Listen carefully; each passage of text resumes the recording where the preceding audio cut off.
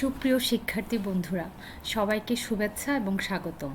আমাদের চলতি শিক্ষা কার্যক্রম সামার 2020 তৃতীয় সপ্তাহে ম্যাথ 110 ডিফারেনশিয়াল ক্যালকুলাস এবং কোঅর্ডিনেট জিওমেট্রির কোর্সে যে সমস্ত বিষয়বস্তুগুলো তুলে ধরা হয়েছে তারই সারসংক্ষেপ বাংলায় বলার চেষ্টা করব আমি এই ভিডিওটিতে।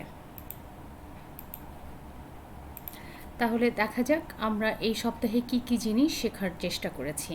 যে জিনিসগুলো এসেছে সেগুলো হলো প্যারামেট্রিক ডিফারেন্সিয়েশন কিংবা পরামিতিক অন্তরীকরণ, differentiation with the help of introducing লন অর্থাৎ লনের সাহায্য নিয়ে কোনো কোনো ফাংশনের অন্তরীকরণ, ডিফারেন্সিয়েশন অফ ইনভার্স ফাংশন অর্থাৎ বিপরীত ফাংশনের অন্তরীকরণ, লিবনিজ থিওরাম কিংবা লিবনিজের উপপাদ্য, গ্রেডিয়েন্ট অ্যান্ড ট্যানজেন্ট লাইন অর্থাৎ ঢাল এবং স্পর্শক।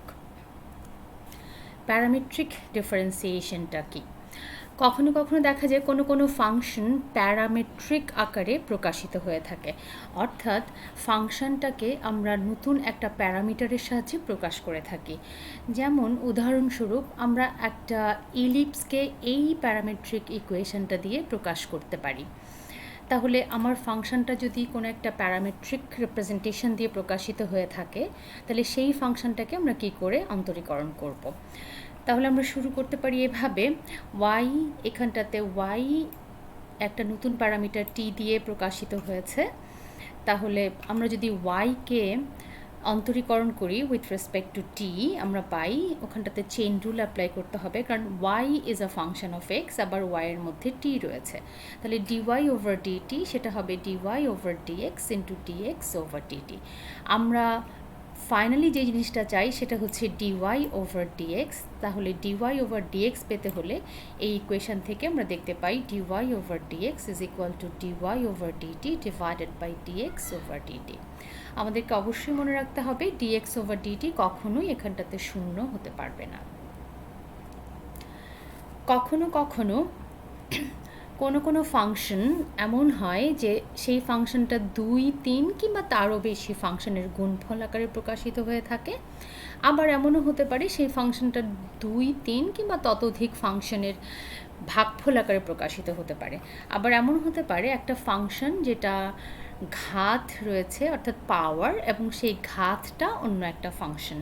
যদি এই সমস্ত রকমভাবে এদের যে কোনোভাবে আমার ফাংশনটা প্রকাশিত হয়ে থাকে, তাহলে সেই ফাংশনটাকে অন্তরীকরণ করার জন্য আমরা লগারিদমের সাহায্য নিতে পারি। এখন যেমন এখানটাতে y ইজ ইকুয়াল টু ইউ.ভি.ডাব্লিউ আমি একটা ফাংশন নিয়েছি, অর্থাৎ y ফাংশনটা তিনটা ডিফারেন্ট ফাংশন u.v এবং w এর গুণফল। অবশ্যই u.v এবং w প্রত্যেকেই এক একজন x এর ফাংশন। তাহলে এই ফাংশনটাকে যদি আমি এখন ডিফারেন্সিয়েট করতে চাই কিংবা অন্তরীকরণ করতে চাই, তাহলে আমি কি করতে পারি, আমি এই ফাংশনটার দুপক্ষে অর্থাৎ এই ইকুয়েশনটার দুপক্ষে আমি লগারিদম ইন্ট্রোডিউস করতে পারি।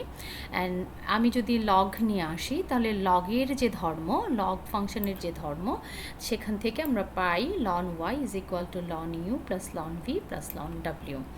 তাহলে এবার এই ইকুয়েশনটাকে আমি যদি অন্তরীকরণ করি উইথ রেসপেক্ট টু এক্স, তাহলে যেটা পাই 1 over y d y d x. এখানটাতেও আমাকে চেইন রুলের সাহায্য নিতে হবে, কারণ ইউ.ভি.ডাব্লিউ এর আগেই বলেছি প্রত্যেকেই এক এক্সের ফাংশন।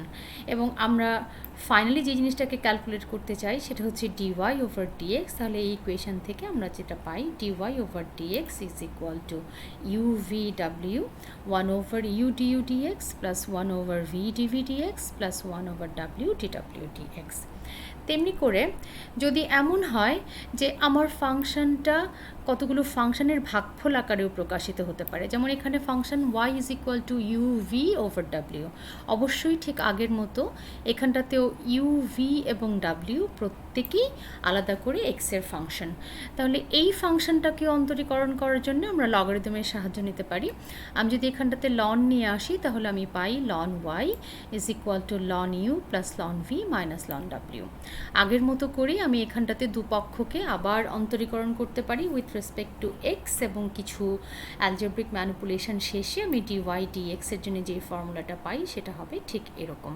আমি আগেই বলেছি এই যে ফর্মুলাগুলো সেগুলো শুধুমাত্র দুটো তিনটা নয়, যে কোনো ফাংশনের যে কোনো সংখ্যক ফাংশনের গুণফল আকারে থাকলে পরেই আমরা এই নিয়মের সাহায্যে অর্থাৎ লগারিদমের সাহায্য নিয়ে আমরা ফাংশনগুলোকে অন্তরীকরণ করতে পারি।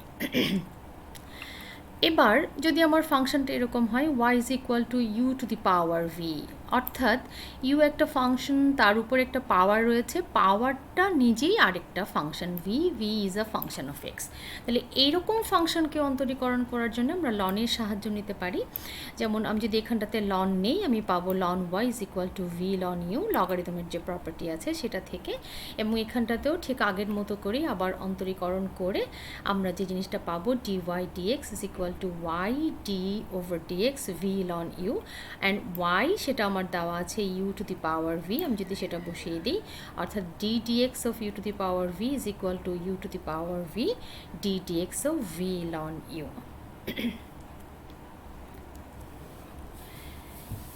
এবার ইনভার্স ফাংশন কিংবা বিপরীত ফাংশনের অন্তরীকরণ।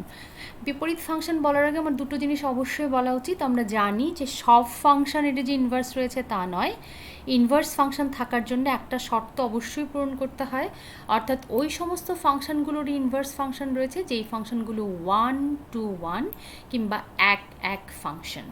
তাহলে আমার যদি একটা ফাংশন থাকে যেটা 1 to 1 এবং তার যদি ইনভার্স ফাংশন থেকে থাকে, তাহলে সেই ইনভার্স কিংবা বিপরীত ফাংশনটার অন্তরীকরণ কী হবে? তাহলে ধরা যাক আমার একটা function y is equal two F of x এবং আরেকটা ফাংশন এক্স জি ওয়াই, এবং এরা পরস্পরের ইনভার্স কিংবা বিপরীত। তাহলে বিপরীত ফাংশনের সংজ্ঞা থেকে আমরা যেটা পাই, f of g y is equal to y এবং g of f of x is equal to x.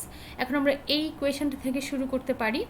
G of f of x is equal to x, এই ইকুয়েশন থেকে যদি শুরু করি এবং এটাকে যদি আমি ডিফারেন্সিয়েট করি উইথ রেসপেক্ট টু এক্স, এখানটাতেও চেইন রুল আমাকে প্রয়োগ করতে হবে। So g prime f of x এবং once again f prime x is equal to 1, কারণ এক্সকে এক্সের সাপেক্ষে অন্তরীকরণ করলে রেজাল্ট হয় 1, এবং সেখান থেকে আমি পাই g prime f of x is equal to 1 over f prime x. আর এফ অফ এক্স সেটা হচ্ছে ওয়াই, তাহলে আমি যদি সেটা বসিয়ে দিই তাহলে আমি পাই g prime y is equal to 1 over f prime x. অর্থাৎ এভাবে করে আমি একটা বিপরীত ফাংশনের অন্তরীকরণ করতে পারি। এবার লিবনিজ থিওরাম। লিবনিজ থিওরাম আসলে আমি বলবো একটা টুল, খুবই পাওয়ারফুল একটা টুল কিংবা টেকনিক। এই থিওরামটা ব্যবহার করা হয় যদি হয় আমার একটা ফাংশন দুটো ভিন্ন ভিন্ন ফাংশনের গুণফল আকারে থেকে থাকে, এবং সেই ফাংশনটার আমি যদি n-তম ডেরিভেটিভ চাই, তাহলে সেটাকে আমার বের করার জন্য আমি লিবনিজ থিওরামের সাহায্য নিতে পারি। লিবনিজ থিওরাম কি বলছে, যদি আমার দুটো ফাংশন থাকে এফ অফ এক্স এবং জি অফ এক্স, এবং এই দুটো ফাংশনকে আমি আলাদা আলাদাভাবে n বার অন্তরীকরণ করতে পারি, তাই যদি হয় তাহলে এই দুটো ফাংশনের গুণফল অর্থাৎ এফ অফ জি, সেটার যদি আমি n-তম ডেরিভেটিভ কিংবা n-তম অন্তরক সহগ চাই, তাহলে সেটা হবে এরকম একটা ফর্মুলা। এখানটাতে সেটাকে অবশ্য কম্প্যাক্ট আকারে লেখা হয়েছে। আমি যদি এটাকে একটু বিস্তৃত করি তাহলে আমি কি পাবো, this is equal two n, এখানে কেস 0 থেকে n পর্যন্ত যাচ্ছে, তাহলে আমি কেস ইকুয়াল টু যদি 0 বসাই তাহলে আমি যে প্রথম টার্মটা পাবো সেটা হচ্ছে এফ এন জি, তারপরে n c one case equal to 1, so n c one f n minus 1 g one plus n c two f n minus 2 g two and so on, এবং ফাইনালি এফ এর 0তম derivative অর্থাৎ the function itself, তাকে কোনো derivative করার দরকার নেই, দেন gn। তাহলে এই যে এখানটাতে যে সাবস্ক্রিপ্টগুলো ব্যবহার করা হয়েছে n1 n-1, সেগুলো আসলে আমাকে দেয় কততম ডেরিভেটিভ ফাংশনটার সেটাকেই প্রকাশ করে। যেমন ফর এক্সাম্পল আমি এখানটাতে nc2 fn-2 g2, তার মানে হচ্ছে এফ ফাংশনের n-2তম ডেরিভেটিভ এবং জি ফাংশনের সেকেন্ড ডেরিভেটিভ, এবং সাথে একটা ধ্রুবক কনস্ট্যান্ট কিংবা ধ্রুবক সহগ হিসেবে এসেছে। সেই সহগটা কীরকম? NCR, আমাদের অতি পরিচিত, খুবই বহুল ব্যবহৃত যে দ্বিপদী উপপাদ্য, সেখানটাতে আমরা দেখেছি NCR আসলে আমাকে কি দেয়? NCR হচ্ছে r factorial divided by n factorial divided by r factorial into n minus r factorial। তাহলে আমি f into g এই ফাংশনটার n-তম ডেরিভেটিভ যদি আমি বের করতে চাই তাহলে সেটা হবে ঠিক এরকম একটা ফর্ম। খেয়াল করে দেখো এখানটাতে প্রথম আমরা আসলে যেটা করছি f ফাংশনটার n-তম ডেরিভেটিভ করছি এবং g ফাংশনটার 0তম ডেরিভেটিভ, অর্থাৎ ফাংশনটা ইটসেলফ। তারপরে আমার যে একটা ধ্রুবক সহগ হিসেবে এসেছে সেই ধ্রুবকটা NC1। এবার f ফাংশনের ডেরিভেটিভ 1 কমেছে, অর্থাৎ কততম ডেরিভেটিভ? আগে ছিল n-তম, এখন সেটা হচ্ছে n-1, এবং g এক এক করে বেড়েছে। g এর আগে ছিল 0তম ডেরিভেটিভ এবং এখন সেটা হয়েছে 1তম ডেরিভেটিভ। তেমনি করে এরপরে NC2 যে সহগটা ধ্রুবক সহগ এবং fn-2 আগে ছিল n-1, এখন সেটা হয়েছে n-2, এবং g এর আগে ছিল 1, এখন সেটা হচ্ছে g2। এমনি করে f এর কমছে এবং g এর বাড়ছে, f এর কমতে সেটা আবার 0তম হয়েছে এবং g এর বাড়তে সেটা n-তম হয়েছে, এবং শুরুতে fn শুরু হয়েছিল, g 0 হয়েছিল। সো এই টেকনিকটা অ্যাপ্লাই করে আমরা এরকম ফাংশনের n-তম ডেরিভেটিভ বের করে আনতে পারি। এটা খুবই পাওয়ারফুল একটা টেকনিক এবং আমরা অনেক ক্ষেত্রে এটাকে ব্যবহার করি। এই থিওরিটার প্রমাণটা আমরা চট করে একটু দেখে নিতে পারি, খুবই সহজ। আমরা কি বলেছি, আমার ফাংশনটা y is equal two f into g দেওয়া আছে। এবার তাকে যদি আমি প্রথম বার ডেরিভেটিভ করি তাহলে আমি পাই y1। যেহেতু f ইন্টু g অর্থাৎ দুটো ফাংশনের প্রোডাক্ট কিংবা গুণফল আকারে আছে, তাহলে তার অন্তরীকরণের জন্য আমাকে অন্তরীকরণের গুণফলের যে নিয়ম কিংবা প্রোডাক্ট রুল যেটা, সেটাকে আমাকে এখানে ব্যবহার করতে হবে। তাহলে আমি পাবো y1 is equal two f1g plus fg1। আমি আগেই বলেছি এই যে ছোট সূচকগুলো সেগুলো আমাকে দেয় কততম ডেরিভেটিভ সেটাকে ইন্ডিকেট করে। তেমনি করে আমি যদি এটাকে আরেকবার ডেরিভেটিভ করি তাহলে আমি পাবো সেকেন্ড ডেরিভেটিভ, এবং সেকেন্ড ডেরিভেটিভ y2 সেটা হবে ঠিক এরকম। এবার এই জিনিসটাকে আমি যদি আমার আগে বর্ণিত যে লিবনিৎজের থিওরাম তার সঙ্গে যদি আমি মিলাই, দেখো yn হচ্ছে এখানটাতে 2, তাহলে fng অর্থাৎ f2g প্লাস 2c1 যার মান হচ্ছে 2, fn-1 অর্থাৎ 2 - 1 is 1 and g1, এবং ফাইনালি 2c2 অর্থাৎ 1 তার কোএফিসিয়েন্টটা কিংবা সহগটা, f এর 0তম ডেরিভেটিভ অর্থাৎ f নিজে, এবং g এর n-তম ডেরিভেটিভ অর্থাৎ g2, যেখানটাতে আমি আবার বলছি n ইজ ইকুয়াল টু 2। তেমনি করে এই ইকুয়েশনটাকে আমি যদি আরেকবার ডেরিভেটিভ করি তাহলে আমি পাবো y3 এবং y3 হবে ঠিক এরকম। তোমরা নিজেরা একটু করে দেখতে পারো, নিশ্চয়ই দেখতে পাচ্ছ ঠিক আগের মতো করেই আমি এখানটাতে f3g plus 3c1 f2g1 plus 3c2 fg2 plus fg3। তাহলে আমরা দেখতে পাচ্ছি আমাদের যে লিবনিৎজ থিওরাম উপরে সেটা কিন্তু সত্য হচ্ছে y1 y2 y3 এর জন্যে। তাহলে আমাকে দেখতে হবে এই উপপাদ্যটা যে কোনো ধনাত্মক পূর্ণ সংখ্যার জন্য সত্য।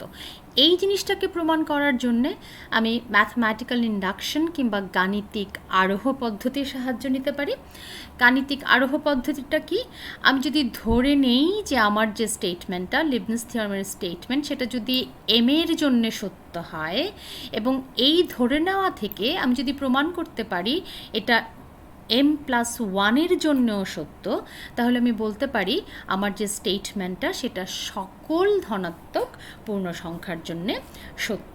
তাহলে আমি ধরে নিচ্ছি আমার যে স্টেটমেন্টটা সেটা m এর জন্য সত্য, তাহলে আমি তাই যদি হয় ym সেটা তাহলে কি হবে fmg plus mc1 fm-1g1 and so on, এবং ফাইনালি fgm। এবার এইটাকে আমি যদি তার আরেকবার ডিফারেন্সিয়েট করি তাহলে আগে ছিল m, আরেকবার ডিফারেন্সিয়েট করলে সেটা দাঁড়াবে ym+1, এবং আমি যে ফাইনাল ফর্মটা পাবো প্রত্যেকটা ফাংশনের ক্ষেত্রে চেইন রুল অ্যাপ্লাই করে আমি ফাইনালি এই ফর্মটাতে পাবো। এবার এই জিনিসটাকে আমি যদি একটু গুছিয়ে নেই দুঃখিত, আমি যদি এই ফর্মটাকে একটু গুছিয়ে নিই তাহলে আমি পাবো y(m+1) পুরো জিনিসটা হবে ঠিক এরকম একটা। এবার এর মধ্যে আমি কিছু ফলাফল ব্যবহার করব, যেমন 1 + mc1 = m+1c1, mcr-1 + mcr হচ্ছে এরকম, এবং mc1 + mc2 সেটা হচ্ছে m+1c2। এই রেজাল্টগুলো যদি আমি এইটার মধ্যে ব্যবহার করি, ফাইনালি আমি যেটা পাবো সেটা হচ্ছে ym+1 = এরকম একটা ফর্ম। তাহলে দেখো এই জিনিসটা আমার যে লেবনিজ উপপাদ্য সেটা কিন্তু m+1 এর জন্যও সত্য হলো। শুরুতেই বলেছিলাম সেটা 1 এর জন্য সত্য হয়েছে, 2 এর জন্য সত্য হয়েছে, 3 এর জন্য সত্য হয়েছে। আমরা ধরে নিলাম যে সেটা m এর জন্য সত্য, এবং সেটা থেকে আমরা দেখাতে পারলাম সেটা m+1 এর জন্যও সত্য। তাহলে সেখান থেকে আমরা যেটা বলতে পারি, এটা সকল ধনাত্মক পজিটিভ সংখ্যার জন্য, অর্থাৎ ধনাত্মক পূর্ণ সংখ্যার জন্য আমার এই স্টেটমেন্টটা সত্য হবে। আচ্ছা, এরপর সবশেষে gradient and tangent line. Gradient শব্দটার সাথে তোমাদের পরিচয় আছে, বাংলা আমরা যেটাকে বলেছি স্লোপ, ঢাল, এবং ট্যানজেন্ট লাইন। দেখো ট্যানজেন্ট লাইন, আমি এখানে একটা ছবির মাধ্যমে ট্যানজেন্ট লাইনটাকে একটু দেখানোর চেষ্টা করেছি। আমার একটা ফাংশন আছে y = f(x), আমি সেই ফাংশনটার যদি ছবি আঁকি, ছবিটা এরকম, এবং এখানটার এই একটা পয়েন্ট যেখানটাতে আমি বলছি x = c, তাহলে এই যে পয়েন্টটা, এই পয়েন্টটার তাহলে স্থানাঙ্ক কত হবে? স্থানাঙ্ক হবে c(f(c), এবং এখানটাতে আমি একটা সরল রেখা এঁকেছি। এই সরল রেখাটার বৈশিষ্ট্য হলো, এই সরল রেখাটা এই যে রেখাচিত্রটা, এই y = f(x) এর কার্ভ কিংবা রেখাচিত্রটাকে শুধুমাত্র এই একটা পয়েন্টে ইন্টারসেক্ট করেছে। তাহলে যে সমস্ত এই সরল রেখাটাকে আমরা বলবো হচ্ছে এই কার্ভটার উপর এই বিন্দুতে স্পর্শক, অর্থাৎ এই সরল রেখাটা এই কার্ভটাকে স্পর্শ করেছে। তাহলে এই স্পর্শকের বৈশিষ্ট্য হলো, এই স্পর্শকটা এই কার্ভটাকে শুধুমাত্র এই একটা পয়েন্টে ইন্টারসেক্ট করবে। এবং আরও একটা ব্যাপার, অবশ্যই সেটা একটা সরল রেখা, ট্যানজেন্ট লাইন, স্পর্শক, এবং তার উপরে এটার আরেকটা মজার বৈশিষ্ট্য হলো, এই যে কার্ভটার এই পয়েন্টে তার যে ঢাল, এবং এই যে সরল রেখাটা অর্থাৎ স্পর্শকের ঢাল এই পয়েন্টে, অবশ্যই এই পয়েন্টটা দুটোর জন্যেই কমন, দুটোর মধ্যেই রয়েছে, এই কার্ভটার মধ্যেও রয়েছে, এই স্ট্রেইট লাইনটার মধ্যেও রয়েছে। তাহলে এই পয়েন্টটা, এই কার্ভের ঢাল এবং এই স্ট্রেইট লাইনের ঢাল দুটোই কিন্তু এক। এই যে একটা গুরুত্বপূর্ণ ব্যাপার, এটার উপর ভিত্তি করে আমরা এই ট্যানজেন্ট লাইন কিংবা স্পর্শক রেখাটার স্পর্শক রেখাটার সমীকরণ লেখার চেষ্টা করতে পারি এবং সমীকরণ লিখতে পারি। তাহলে আমি আগেই বলেছি, আমার যে ট্যানজেন্ট লাইন সেটা অবশ্যই একটা স্ট্রেইট লাইন, এবং tangent line to a curve at a given point is the line which intersects the curve at the point and has the same instantaneous slope as the curve at the point. খুবই important, অর্থাৎ স্পর্শক রেখাটা এবং সেই কার্ভটার ওই পয়েন্টে slope একই হবে। এখন আমরা যখন ডেরিভেটিভ কিংবা অন্তরীকরণকে সংজ্ঞায়িত করেছি, তার যে সীমার সংজ্ঞা ছিল সেটাকে আমরা এভাবে করে ডিরাইভ করেছি, অর্থাৎ f'(x) that is equal to limit h tends to 0 f(x + h - fx) divided by h। তাহলে এই যে ডেরিভেটিভ কিংবা ডিফারেন্সিয়েশন সেটা কি মিন করে, আসলে অনেকভাবেই আমরা এটার ব্যাখ্যা দিতে পারি। একটা খুব পরিচিত এবং খুবই জনপ্রিয় ব্যাখ্যা সেটা হলো যে ফাংশনটার ডেরিভেটিভ আসলে মিন করে যে এই ফাংশনটার এক্স বিন্দুতে ঢাল, সেটাই ফাংশনটার ডেরিভেটিভ কিংবা অন্তরীকরণকে ব্যাখ্যা করে কিংবা আমাদেরকে দেয় ডিফারেন্সিয়েশন। তাহলে এবং আমি আগেই বলেছি যে স্পর্শবিন্দুতে স্পর্শকের ঢাল এবং ওই কার্ভটার ঢাল একই, এবং এই ফাংশনটা কিংবা কার্ভটার ঢাল হচ্ছে আমরা এটা। তাহলে আমি যদি ফাংশনটার ঢাল কোনোভাবে বের করতে পারি কিংবা বের করি, তাহলে সেটাই আমাকে দেবে স্পর্শক রেখাটার ঢাল। তাহলে আমার কাজ হচ্ছে সে স্পর্শক রেখাটার সমীকরণ লেখা। এখন আমরা জানি যে একটা সরল রেখা যেটা x1 y1 বিন্দু দিয়ে যায়, সেই সরল রেখাটার সমীকরণ হলো y minus y1 is equal two m into x minus x1, যেখানে এই m হচ্ছে সেই সরল রেখাটার ঢাল। তাহলে আমরা স্পর্শক রেখাটার সমীকরণ চাই, এবং আমরা জানি যে আমরা যদি x is equal two a বিন্দুতে স্পর্শক রেখাটার সমীকরণটা চাই, তার মানে স্পর্শ বিন্দুটার স্থানাঙ্ক তাহলে কত হবে, a f of a, অর্থাৎ y1 সেটা হবে হচ্ছে আমার f of a, এবং সেই স্পর্শক রেখার ঢাল m সেটা হবে হলো আমার f প্রাইম এ। তাহলে এই ইকুয়েশনে আমি যদি সব মানগুলো বসিয়ে দেই, তাহলে আমি পাই y মাইনাস y1 অর্থাৎ y minus F A is equal two F prime A into x minus x1 অর্থাৎ এক্স মাইনাস এ। তাহলে এই ইকুয়েশনটাকে কাজে লাগিয়ে আমরা একটা স্পর্শক রেখা কিংবা ট্যানজেন্ট লাইনের সমীকরণ লিখতে পারি। এতটুকুই ছিল আমাদের তৃতীয় সপ্তাহের বিষয়বস্তু। আশা করছি খুব সংক্ষেপে আমি বাংলায় জিনিসগুলোকে তোমাদের সামনে তুলতে পেরেছি এবং তোমাদের বুঝতে সুবিধা হবে। অনেক ধন্যবাদ আমার ভিডিওটি দেখার জন্যে।